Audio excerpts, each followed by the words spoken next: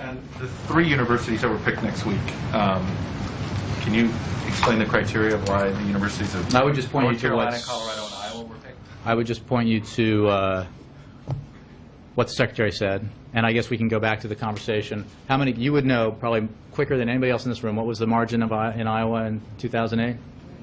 Substantial, Margin, right? sure. And you're behind now. So any state, actually not the one I saw most recently, but any state by which we won by that margin, should we not travel there?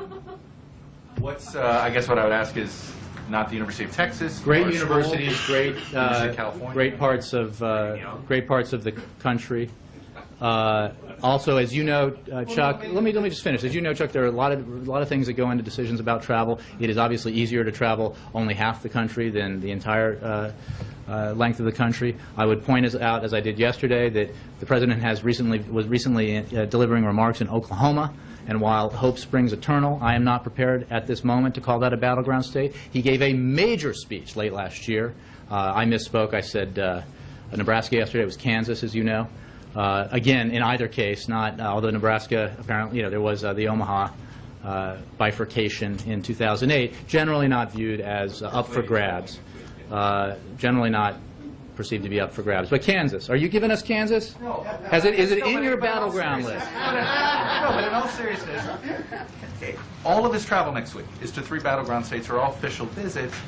You say it feeds the cynicism that this is all sort of one entity here. Is it? I mean, would Jay Carney, the journalist, would be asking the same question?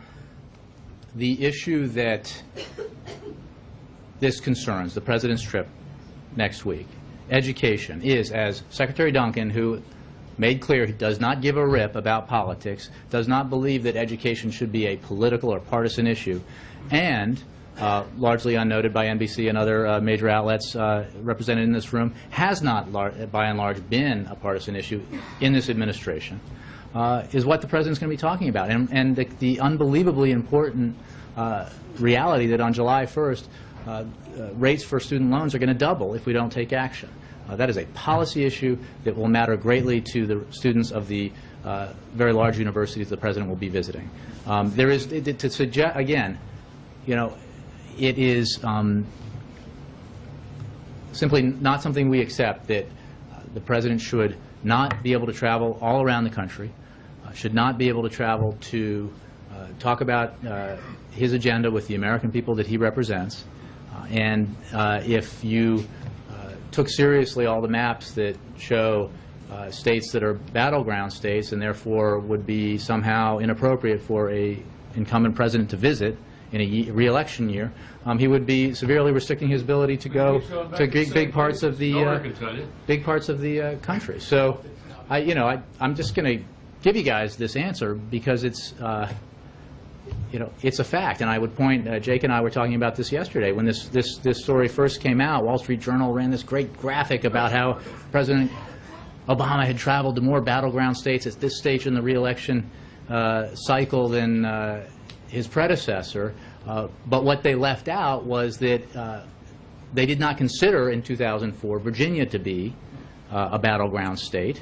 It was solid Republican, but they did consider it for President Obama because he won it against all expectations, right?